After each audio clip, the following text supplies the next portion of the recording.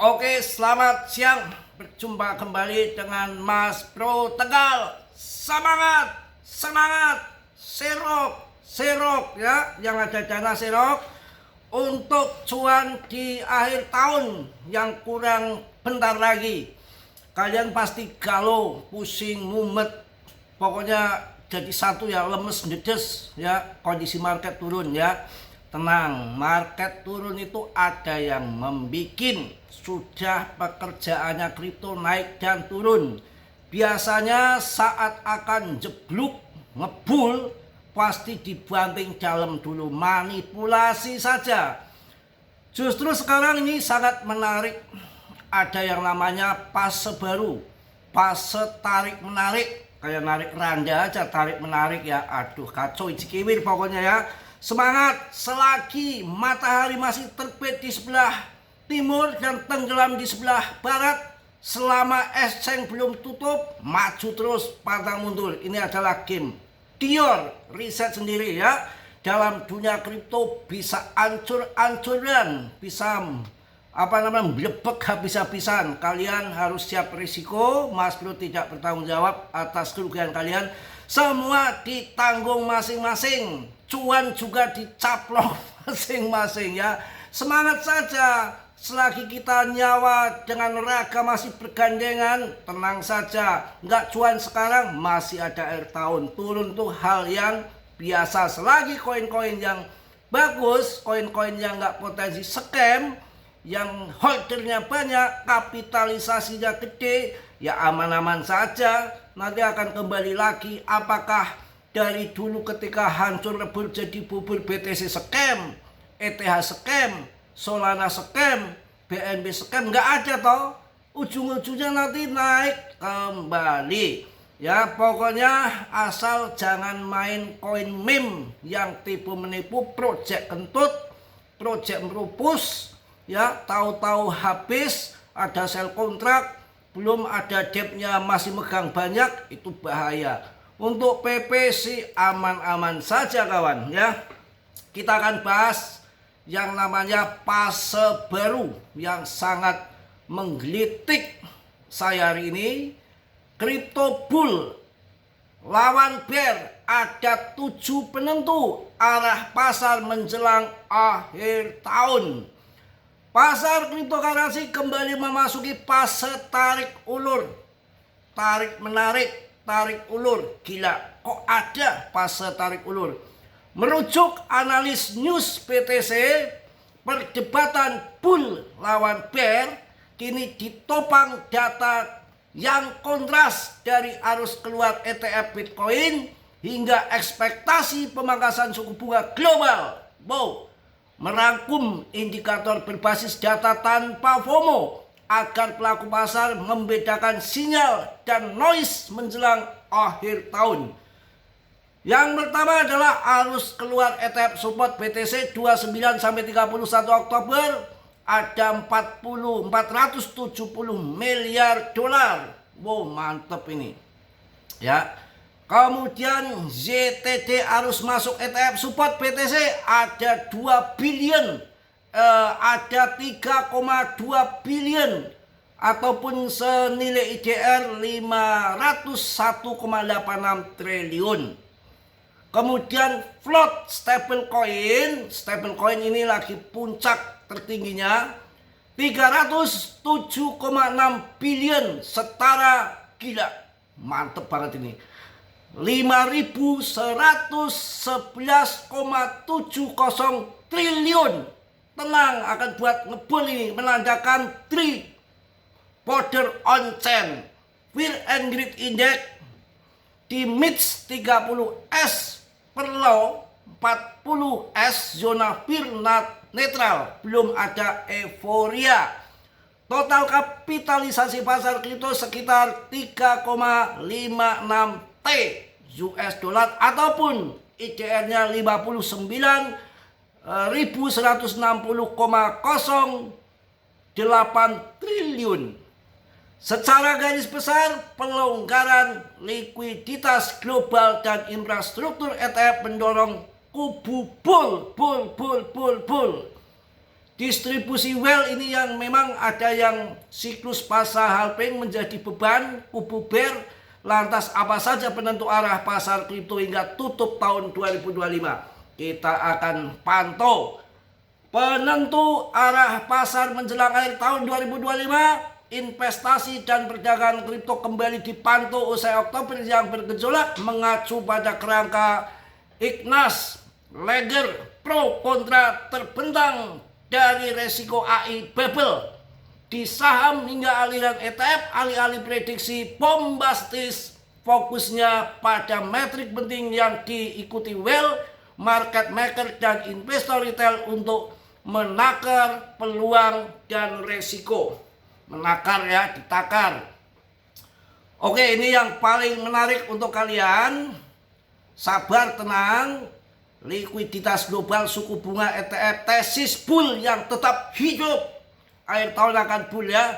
Ini kita melihat di sini. Di sisi bull, narasi liquidity, easing dan interest cut. ECB telah melonggarkan kebijakan BOE mulai memangkas dan The Fed diperkirakan menutup tahun dengan pemangkasan tambahan sembari mengakhiri QT. Bagus secara fundamental. Rezim likuiditas longgar lazimnya mendorong aset berisiko termasuk cryptocurrency. Ignas menilai belum ada euforia. Fear and greed berada di mil 30S per low 40S. Kondisi ini memberi ruang rally yang ekstrim. Selama katalis makro positif hadir, ini tenang saja. Posisi owning belum melonjak ke level rawan pembalikan. Adopsi institusional menjadi pondasi. News BTC mencatat 30,2 billion dolar ataupun 501.086 triliun arus masuk ZTD ke ETF. Support BTC mendapat sorotan pada kekuatan pasar musiman di kuartal 4. Tenang kawan ya. Kita akan lihat di sini stablecoin float, arus on-chain dan deeskalasi dagang 3 variabel likuiditas. Ini sangat menarik yang perlu kalian ketahui. Ini berdasarkan dari data yang ada ini. Menurut Devi Lama, float stablecoin mencapai ATH. Stablecoin mencapai ATH dengan 307,6 billion dolar. Apa artinya? Gila, ini besar sekali kawan.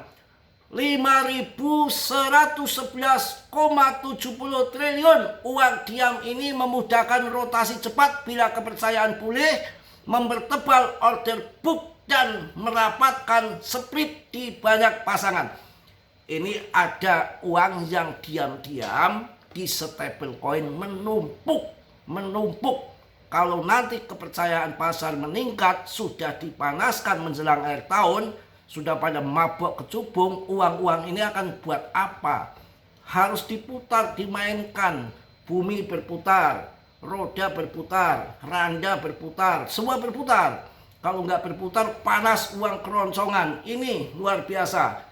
Ya, menurut data, menurut Devi Lama, float stablecoin mencapai ATH. Terbanyak stablecoin kumpul, duit itu banyak. Jangan khawatir. Ini kok turun, market maker lagi ngehek, lagi berperan memanipulasi kita semua. Biasanya kalau akan pump gila-gilaan akhir tahun tuh dibanting dulu. Ini kejam ya. Jadi selagi kita masih holding, nggak CL, ya memang kalau kita hantam short yang naik turun, kita bukan pemain lepret, kadang kena likuidasi atas bawah dimakan ya. Ini menarik sekali kawan. Namanya juga sampai ada 5.111,70 triliun uang diam. Ini akan menghantam ke kripto, memudahkan rotasi cepat bila kepercayaan pulih, mempertebal order book dan merapatkan split di banyak pasangan. Wah, selain itu kemajuan deeskalasi dagang AS Tiongkok juga berpengaruh. Jika narasi turun, selera risiko global dapat pulih sehingga sebagian manajer risiko kembali memilih altcoin. Wow, mantap. Pokoknya sabar. Yang terjadi pada saat yang sama, total kapitalisasi pasar kripto berada di 3,56 triliun dolar ataupun 59.160,08 triliun. Besaran ini menunjukkan pasar tetap menarik perhatian meski rotasi cepat antar sektor BTC, ETH, MEM dan meme coin layer 2 masih mungkin terjadi. Wah, tenang ya. Jadi kondisi turun-turun begini memang sudah hal yang biasa di dalam kripto. Turun ada yang gemboran 30%, ada yang cuma 20%, yang ambil di bawah ada cuma yang 11%, ada yang turun ya sampai 70%. Tuh hal yang biasa dalam kripto. Selagi kalian tenang, aman, uang dingin, ya tenang. Kita sudah tahu ini nanti tahun depan hajarnya ya saat pasar halving ya di 2028 kalian masuknya BTC. Yang lain dibuang dulu ya. Jelas ya. Pokoknya tenang saja. Banyak sekali ini juga well pada ini nih menghantam koin ini. Well ini juga rupanya pada masuk kondisi crash. Well bergerak, koin mana yang jadi tujuan selagi market crash. Ini terutama well ini pada menyusun ulang portofolio mereka. Ini para well transaksi besar rupanya. Di sini pelaku yang sama sebelum telah menggunakan 700 juta USDT sebagai jaminan untuk meminjam ETH senilai 262 juta dolar. Kemungkinan besar untuk melakukan aksi short selling. Waduh gila, pada short selling ini macam-macam aja ini.